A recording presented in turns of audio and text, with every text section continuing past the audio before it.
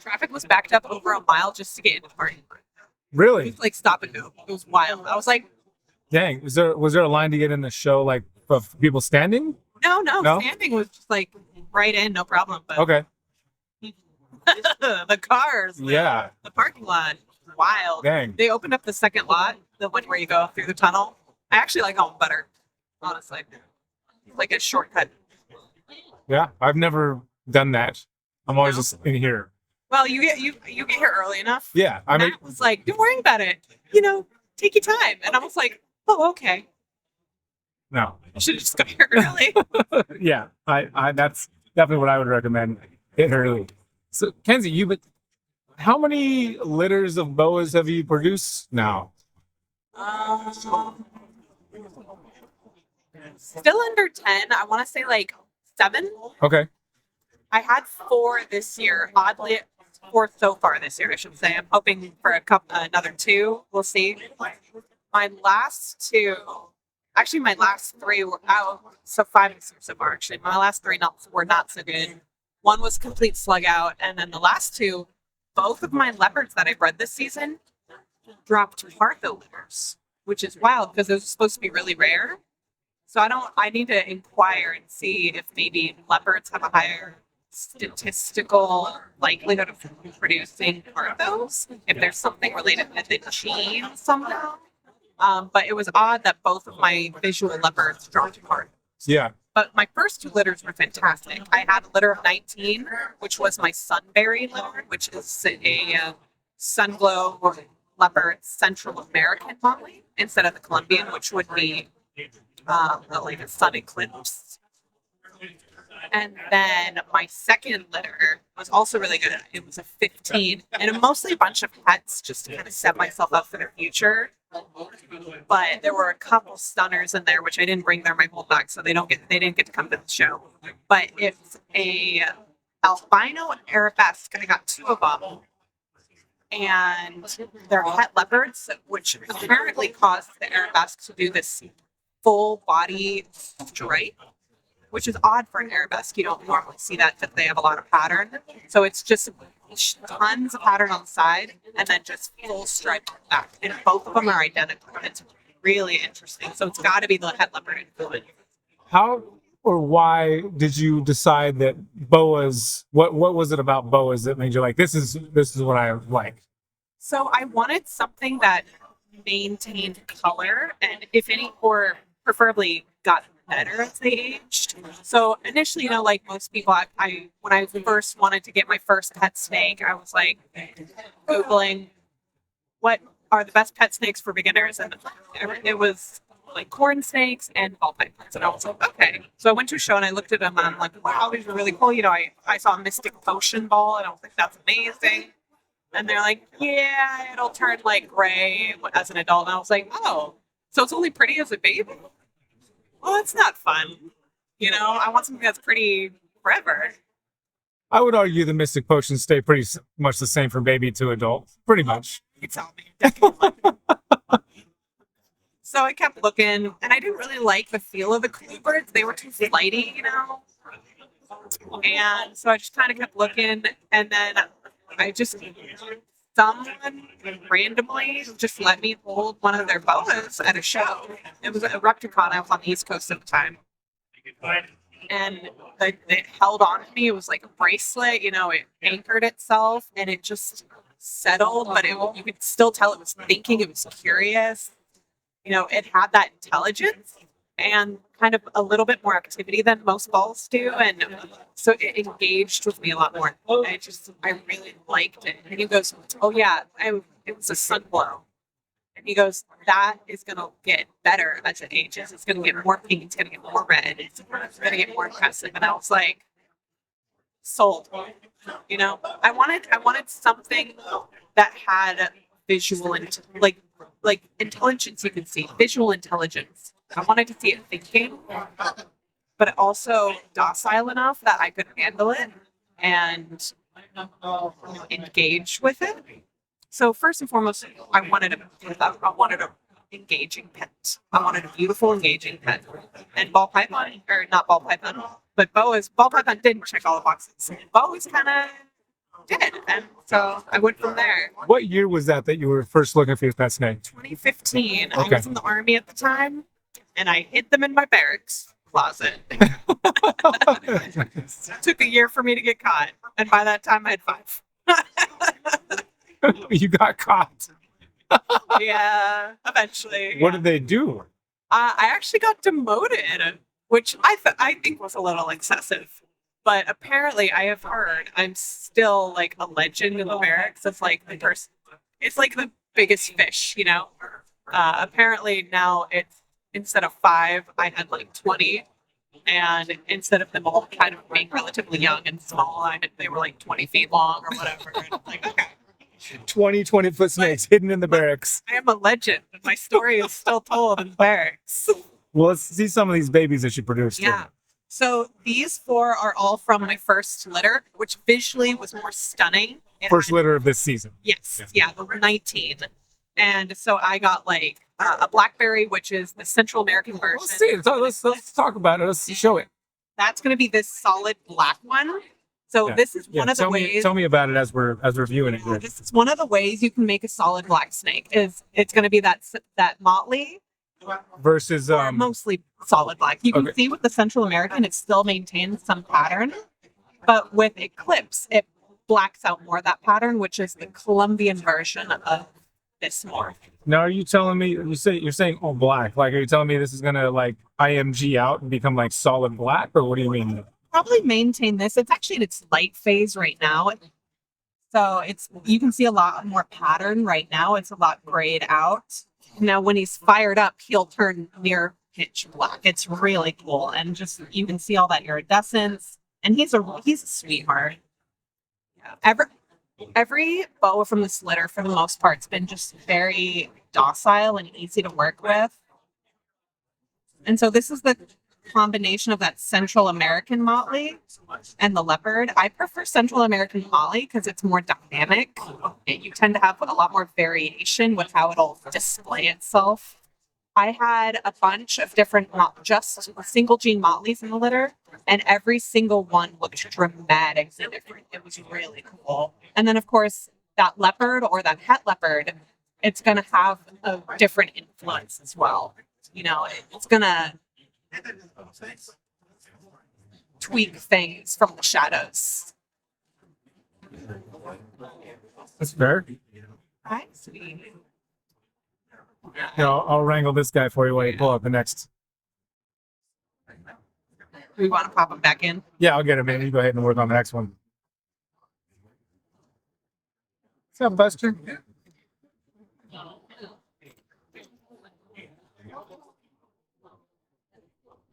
Oh, that was one of the easiest snake putaways I've ever done in my life.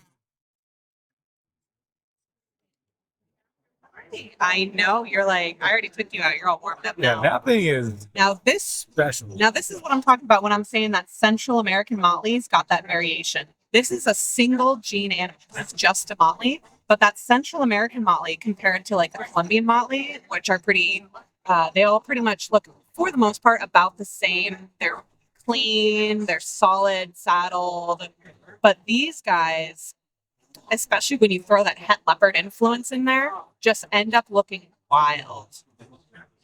And this is probably my favorite Central American motley out of the litter, just because of those 2 caramel ribbons he's got from head to tail. They're just really, really gorgeous.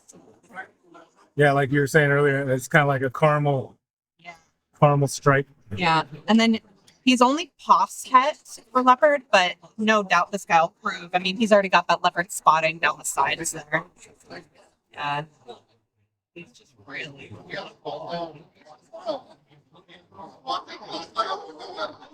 Yeah, it's a good looking snake. Look out. There you go. Don't panic. No panicking. What's up, bud? I got you. Oh, man. They're getting that stress throat. Right. The frog throat. Baby snakes, so cool. What's up, Home Slice? You gonna be as easy as that other snake to put away? He mad. Give me, no, I got him. You go and work on that, so I'll get this guy.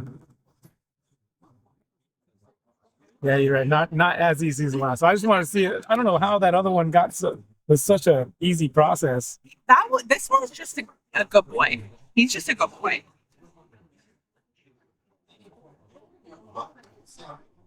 Now you better not bite. Now what was nice about this litter too? I had it, so I thought I had it. Come here, dude. There we go. No tails in there. No tails. Oh. Now what's nice about this litter too is everything that is hypo or sea glow is cost super.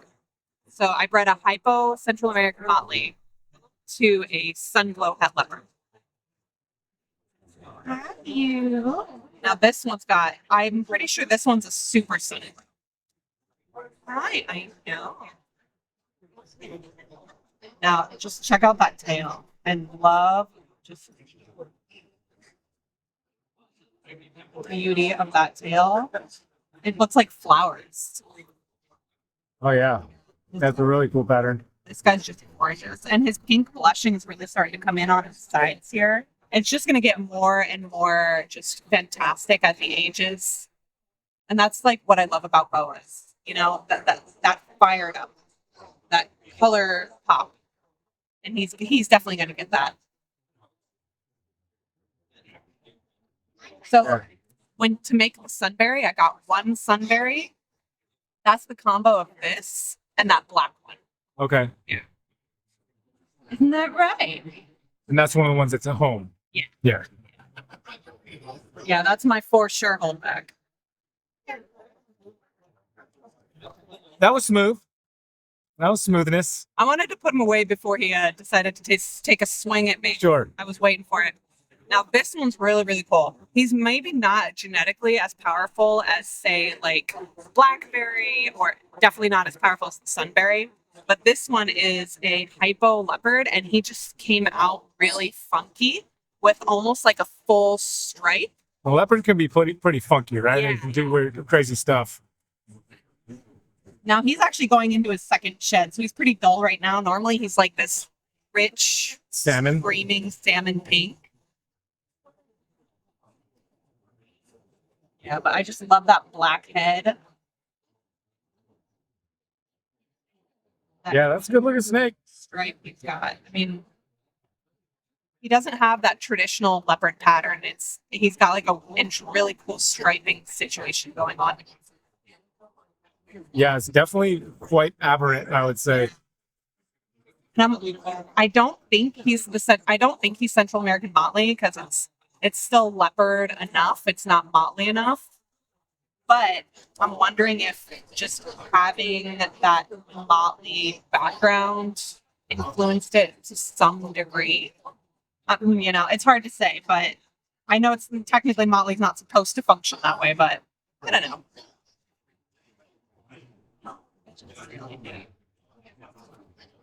And the two-tone tongue. I just love these guys. He's going to be a stunning adult. Yeah, I think so. Yeah, when you have a nice contrast, like have a good blacks with some deep color. Yeah.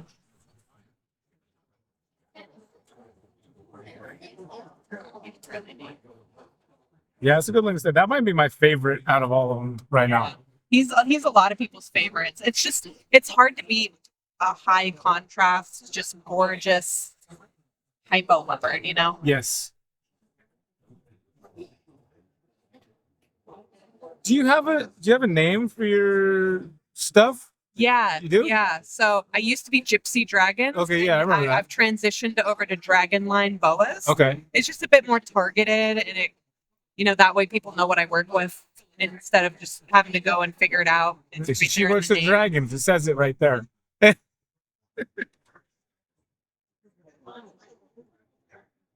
Yeah. I always wanted a pet dragon as a kid, and I'm like, snakes are as close as I can get, so. Yeah, that's about it. Yeah, that's a good looking snake, dude. I could film that snake all day, for sure. Well, he's available.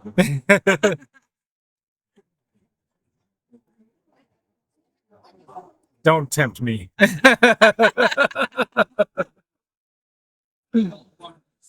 And then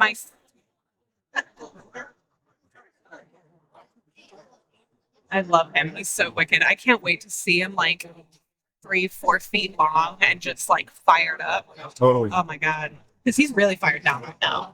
Yeah. Yeah, you always have to have one that's not quite up to the potential when you're showing off your snakes. That's Now this one's from my second litter. Now I didn't bring my screamers from my second litter. They're both at home. But this is just an arabesque with possible, he's 50% pos het black-eyed anery. And I think he might prove just based on how rich his coloring is. okay. When something's het black-eyed anery, it tends to like almost act as a pastel in a way.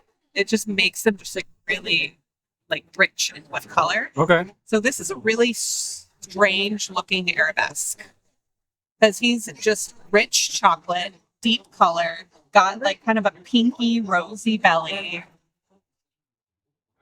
and just this beautiful kind of uniform patterning down his back here.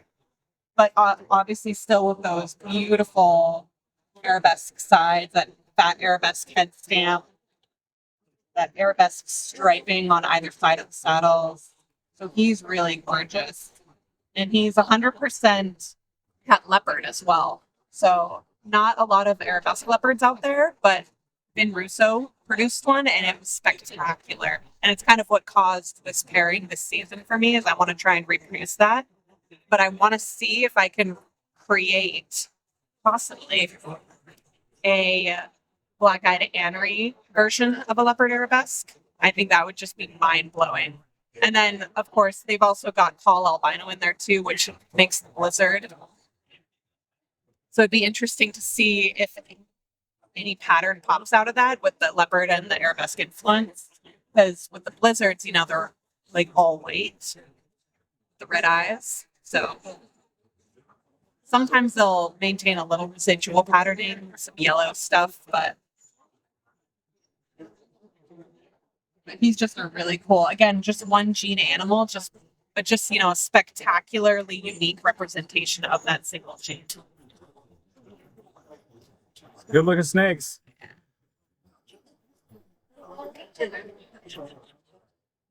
Yeah, he's got a runt of a sister who's near identical to him, but her belly is like red. It's awesome. Well, it's cool to see you produce the snakes and bring them to the shows. Yeah. The first time we pop by your tiny house there to check out some of your pets. Did you ever want to check out the tiny house? Yeah. Came by. I filmed there. Yeah. That's what I thought. Yeah. It's been a while. Yeah, it has been a while. That was a while ago. What were we doing down there? I don't remember. That was in San Diego, wasn't it?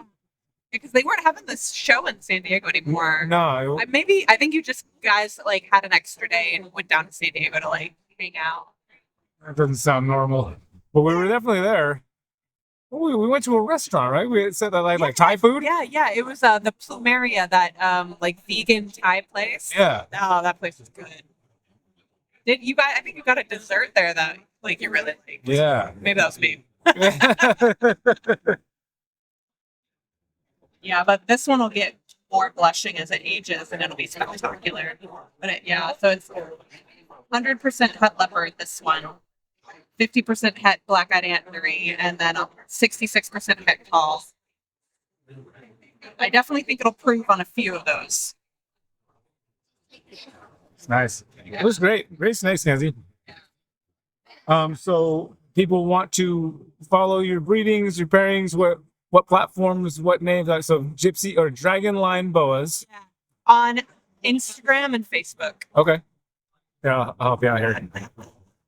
Come here, buddy. Yeah, let's do a hand. There we go.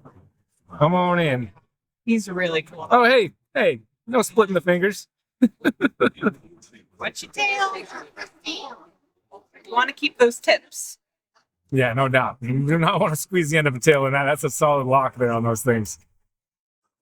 Well, awesome. Thanks for bringing them over and sharing. Yeah, absolutely. Yeah, appreciate it. All right.